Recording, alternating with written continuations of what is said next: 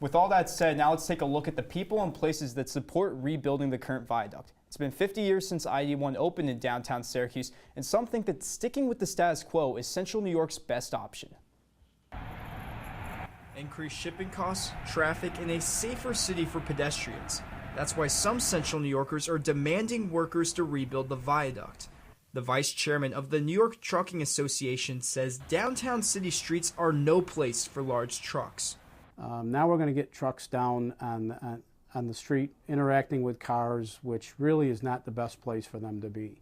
And I think in the long run that's going to slow them down even more. Increased travel times, longer shipping routes, and higher costs are major concerns for Irwin. And he's not alone. About 25 other trucking businesses just west of the city will also be affected.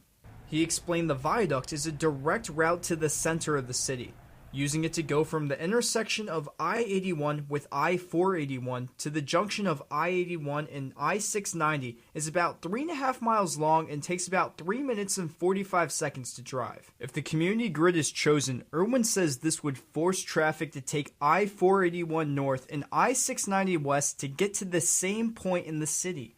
This route totals 11.7 miles and takes about 8 minutes longer. Electronic logs closely monitor how long truckers travel on the road. 8 minutes may not seem like much at first, but it could affect customers in the long run. And drivers are limited to how many hours they can drive a day.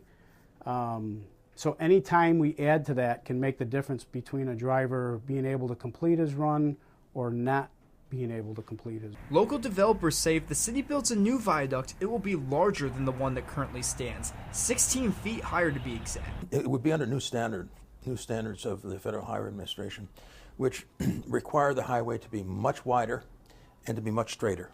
A new viaduct would cost $1.7 billion, but Irwin says it is a solid investment that could potentially connect the city more. I think they should really push with the viaduct to make for better access underneath 81. Let's get some bike lanes under there and walkways under there. You know, they could be well lit.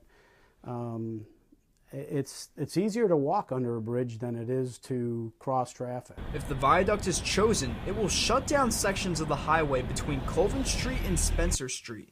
Still no word on when a final decision will be made. Peyton Smith, Citrus TV News.